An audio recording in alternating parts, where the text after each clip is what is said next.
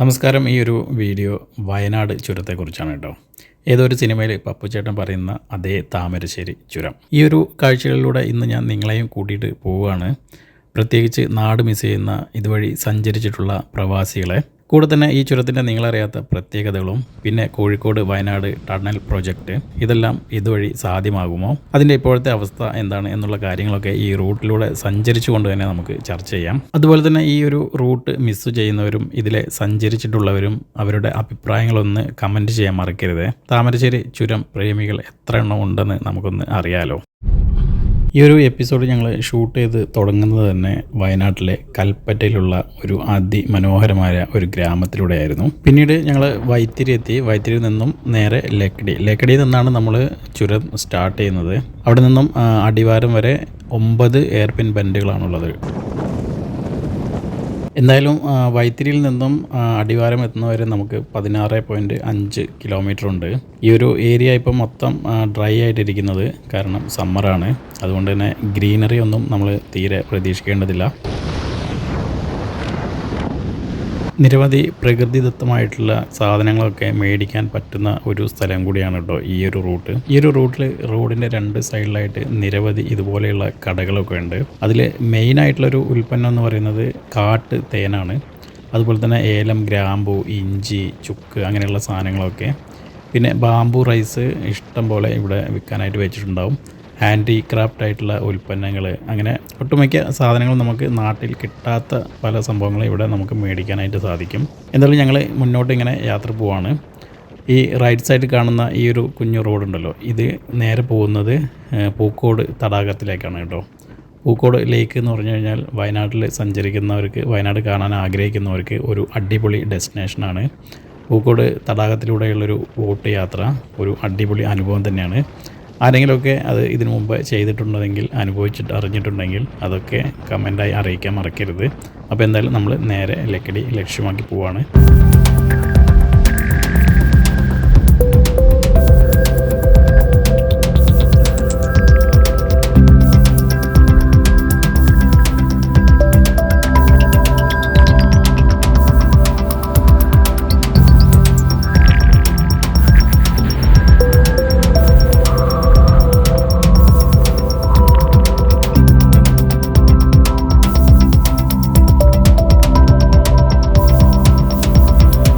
അങ്ങനെ നമ്മൾ ലക്കിടിയിലെത്തി. ലക്കിടിയിൽ നിന്നും ആ ഒരു ഗേറ്റ് വേ പാസ് കഴിഞ്ഞ് നേരെ താഴേക്ക് ഇറങ്ങി കഴിഞ്ഞാൽ ആദ്യം തന്നെ കാണുന്നൊരു വ്യൂ പോയിൻ്റാണിത്. ഇതാണ് ഇവിടുത്തെ 9ാമത്തെ എയർപിൻ ബെൻഡ്. ഇവിടെ ഇഷ്ടംപോലെ കാഴ്ചക്കാരൊക്കെ ഈ ഒരു വ്യൂ കാണാനായിട്ട് ഇവിടെ വണ്ടി നിർത്തും. നോ പാർക്കിംഗ് എന്നുള്ള നിരവധി ബോർഡുകളൊക്കെ വെച്ചിട്ടുണ്ട്. പ്രത്യേകിച്ച് വണ്ടി നിർത്താനുള്ള സൗകര്യങ്ങളൊന്നും ഇവിടെ ഉണ്ടാക്കിയിട്ടില്ല. എന്നിരുന്നാലും മിക്ക ആളുകളും ഇവിടെ വണ്ടി നിർത്തിയിട്ട് ഈ ഒരു വ്യൂ കാണാനായിട്ട് ശ്രമിക്കും. എന്തായാലും ഞങ്ങളും ഇവിടെ വണ്ടി നിർത്തി. ആനിമൽ ഫീഡിങ് സ്ട്രിക്ട്ലി പ്രൊഹിബിറ്റഡ് ആണെന്നൊക്കെ ഇവിടെ പല ബോർഡുകൾ എഴുതി വെച്ചിട്ടുണ്ട്. പക്ഷേ നമ്മൾ മലയാളികളാണല്ലോ, 1-2 പേര് അത് ചെയ്യുന്നത് ഞങ്ങളിവിടെ കണ്ടു. ആനിമൽസിനെ ഫീഡ് ചെയ്യുന്നത് ഇവിടെ നിന്ന് മാത്രമല്ല, നമ്മുടെ ഇന്ത്യയിൽ ഒരു ഫോറസ്റ്റ് ഏരിയയിലും അത് നിർബന്ധിതമായിട്ട് അത് നിരോധിച്ചിരിക്കുന്ന ഒരു കാര്യമാണ്. എന്തായാലും ഈ ഒരു വ്യൂ പോയിന്റിൽ നിന്ന് നോക്കിക്കഴിഞ്ഞാൽ ഇവിടെ നിന്നും ഏകദേശം അടിവാരം എത്തുന്നത് വരെയുള്ള റോഡുകൾ പൊളഞ്ഞ് കിടക്കുന്ന ആ ഒരു അടിപൊളി കാഴ്ച, അത് കാണാനായിട്ട് തന്നെയാണ് ഇവിടെ മിക്ക ആളുകളും വണ്ടി നിർത്തുന്നത്. എന്തായാലും നമ്മളിവിടെ കുറച്ച് നേരം സ്പെൻഡ് ചെയ്തു, ഫോട്ടോസൊക്കെ എടുത്തു. വീണ്ടും നമ്മൾ താഴോട്ട് മൂവ് ചെയ്യാണ്.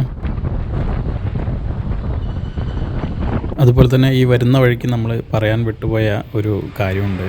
അതായത് ഒരു ചെയിൻ ട്രീ, ചങ്ങലകിട്ടിരിക്കുന്ന ഒരു വലിയ മരം. ആ ഒരു സ്ഥലത്ത് ഞങ്ങൾ നിർത്തിയിട്ടുണ്ടായിരുന്നു. അവിടെ നിന്ന് ഫോട്ടോസൊക്കെ എടുത്തു. വീഡിയോ എടുക്കാൻ സാധിച്ചില്ല, അത് അവിടെ മൊത്തത്തിൽ നിരോധിച്ചിരിക്കുകയായിരുന്നു. അവിടെ നിന്നും ഫോട്ടോ എടുക്കുന്ന സമയത്ത് തന്നെ അവിടെ ഒരു സ്ത്രീ വന്നുകൊണ്ട് ഞങ്ങളോട് ഭയങ്കരമായിട്ട് ചൂടായി. എന്തായാലും അതിന് ഒരുപാട് പ്രത്യേകതകളും ഒരുപാട് ചരിത്ര പ്രാധാന്യമുണ്ട് ആ ഒരു മരത്തിന്. ഈ ഒരു ചുരം വെട്ടാനായിട്ട് ബ്രിട്ടീഷുകാരെ സഹായിച്ച കരിന്തണ്ടനെ കുറിച്ചൊക്കെ നമ്മൾ ചരിത്രത്തിൽ പഠിച്ചിട്ടുണ്ട്. ഈ ഒരു ഉദ്യമം പൂർത്തീകരിക്കാനായിട്ട് ബ്രിട്ടീഷുകാരുടെ കൂടെ ആദ്യം മുതൽ അവസാനം വരെ ഉണ്ടായിരുന്ന ഒരാളാണ് കരിന്തണ്ടൻ. അതിനുശേഷം അദ്ദേഹത്തിനെ ബ്രിട്ടീഷുകാർ മൃഗീയമായിട്ട് കൊലപ്പെടുത്തുകയായിരുന്നു. അതിനുശേഷം ഈ ഒരു റൂട്ടിലെ പണികളെല്ലാം പൂർത്തിയായതിനു ശേഷം നിരവധി അപകടങ്ങൾ ഇവിടെ പതിവായി. അങ്ങനെ അദ്ദേഹത്തിൻ്റെ ആത്മാവിന് വേണ്ടിയിട്ട് ഇവിടെ ഒരു അമ്പലം നിർമ്മിക്കുകയും അദ്ദേഹത്തിൻ്റെ ആത്മാവിനെ ഈ ഒരു മരത്തിൽ ഇവിടെ അടക്കം ചെയ്തിരിക്കുന്നു എന്നാണ് ചരിത്രം പറയുന്നത്.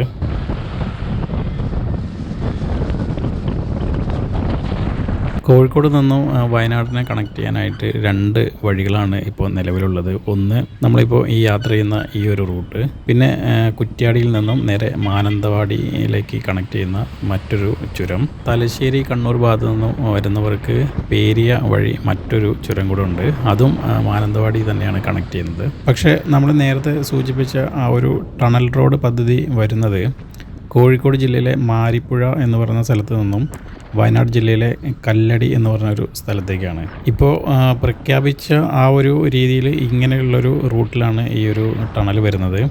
അത് നമ്മൾ ഇപ്പോൾ കൽപ്പറ്റയിൽ നിന്നും അടിവാരത്തേക്ക് വരുന്ന ഈ ഒരു ചുരമായിട്ട് യാതൊരു വിധ ബന്ധവുമില്ല. ഇത് കോഴിക്കോട് ജില്ലയിലെ തിരുവമ്പാടി, അതുപോലെ അരിപ്പാറ എന്ന് പറഞ്ഞ ആ ഒരു സ്ഥലം വഴിയൊക്കെയാണ് ഈ ഒരു മാരിപ്പുഴ എന്ന് പറഞ്ഞ സ്ഥലത്തേക്ക് പോകുന്നത്. അതുപോലെ തന്നെ വയനാട് ജില്ലയിലെ മേപ്പാടി, കാന്തൻപാറ എന്നീ ആ ഒരു സ്ഥലങ്ങളൊക്കെ ആയിട്ടാണ് ഇത് കണക്ട് ചെയ്യുന്നത്. മൊത്തത്തിൽ ഈ ഒരു തുരങ്കത്തിൻ്റെ നീളം അവകാശപ്പെടുന്നത് 7 കിലോമീറ്ററാണ്. അങ്ങനെയാണെങ്കിൽ ഈ ഒരു തുരങ്കത്തിൻ്റെ പണി തീർന്നു കഴിഞ്ഞാൽ ഇന്ത്യയിലെ ഏറ്റവും നീളം കൂടിയ 3ാമത്തെ തുരങ്കം എന്നുള്ളൊരു വിശേഷണം കൂടെ ഈ ഒരു തുരങ്കത്തിന് സാധ്യമാവും. എന്തായാലും ഇപ്പോഴത്തെ ഒരു അവസ്ഥയിൽ ഈ ഒരു ടണലിൻ്റെ നിർമ്മാണത്തിന് വേണ്ടിയിട്ട് കേന്ദ്ര പരിസ്ഥിതി മന്ത്രാലയം അംഗീകാരം നൽകിയിട്ടുണ്ട്. ഈ ഒരു ഉത്തരവ് പ്രകാരം നമ്മുടെ സംസ്ഥാന സർക്കാർ പണി പൂർത്തീകരിച്ച് 5 വർഷത്തിനകം റിപ്പോർട്ട് നൽകണം.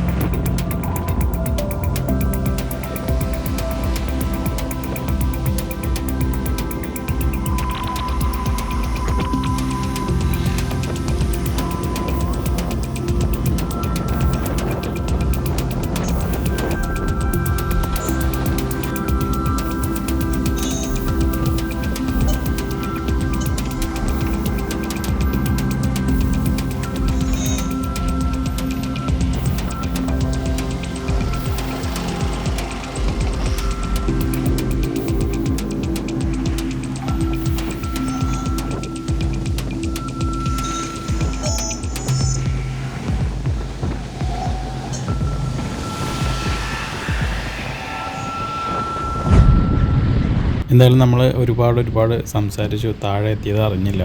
ഇപ്പം ഒരുപാട് നമ്മൾ താഴേക്ക് ഇറങ്ങി. ഇനി ഇവിടുന്ന് കുറച്ച് ദൂരം കൂടെ കഴിഞ്ഞ് നമുക്ക് അടിവാരത്തെത്താം. വയനാട്ടിൽ നിന്നുള്ള സുഗന്ധദ്രവ്യങ്ങൾ ബേപ്പൂർ തുറമുഖത്തേക്ക് കടത്താനായിട്ട് ബ്രിട്ടീഷുകാർ ആദ്യം കണ്ടുപിടിച്ച ഒരു ചുരമാണ് നമ്മൾ നേരത്തെ പറഞ്ഞ കുറ്റ്യാടി ചുരം. വയനാട്ടിൽ നിന്നും ബേപ്പൂരിലേക്ക് അതിലൂടെയുള്ള ദുർഘടം പിടിച്ച യാത്രകൾ, പിന്നെ ദൂരെ കൂടുതൽ, അങ്ങനെ ഇരിക്കുകയാണ് നമ്മൾ മുമ്പ് സൂചിപ്പിച്ച കരിന്തണ്ടൻ ഈ ഒരു റൂട്ട് കാണിച്ചു കൊടുക്കുന്നതും. ഇതുവഴി ബേപ്പൂരിലേക്ക് യാത്ര സുഗമമാക്കാൻ വേണ്ടി ബ്രിട്ടീഷുകാർ ഈ ഒരു നമ്മളിപ്പോൾ സഞ്ചരിച്ചുകൊണ്ടിരിക്കുന്ന ഈ ഒരു താമരശ്ശേരി ചുരം പണിതതും. എന്തായാലും അതിൻ്റെ ചരിത്രം കാര്യങ്ങളൊക്കെ പറഞ്ഞുകൊണ്ട്, നമ്മളെ യാത്രയുടെ കഥകളൊക്കെ പറഞ്ഞുകൊണ്ട് ഒരുപാട് താഴെ ഇറങ്ങി. ഇനി എന്തായാലും കുറച്ച് കാഴ്ചകളൊക്കെ കണ്ടുകൊണ്ട് നമുക്ക് നേരെ അടിവാരം വരെ യാത്ര ചെയ്യാം.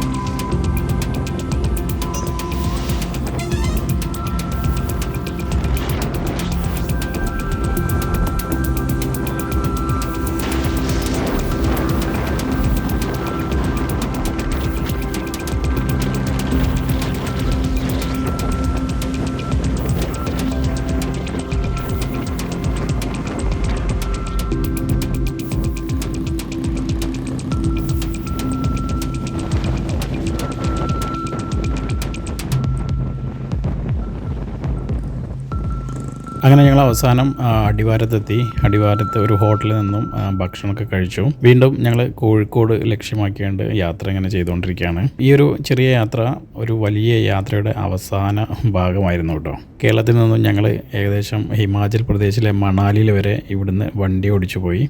അവിടുന്ന് തിരിച്ചും ഞങ്ങൾ ഇവിടെ അവസാനത്തെ ഈ ഒരു എപ്പിസോഡായിട്ടുള്ള ഈ ഒരു യാത്രയോടുകൂടി ആ ഒരു വലിയ യാത്ര അവസാനിക്കുകയാണ്. അതിൻ്റെ ഓരോ എപ്പിസോഡുകളും നമ്മൾ ഇതിൻ്റെ മുമ്പ് യൂട്യൂബിൽ അപ്ലോഡ് ചെയ്തിട്ടുണ്ട്. കാണാൻ താല്പര്യമുള്ളവർക്ക് അതൊക്കെ പോയി കാണാം. എന്തായാലും കോഴിക്കോടാണ് ഞങ്ങളുടെ ഈ ഒരു യാത്രയുടെ അവസാനം. അടുത്ത വലിയ വലിയ യാത്രകളും ചെറിയ ചെറിയ യാത്രകളും ചെറിയ ചെറിയ കൊച്ചു വീഡിയോകളും കാഴ്ചകളും ഒക്കെ ആയിട്ട് നമുക്ക് അടുത്ത വീഡിയോയിൽ കാണാം. അപ്പോൾ എന്തായാലും ഓക്കെ, ബൈ.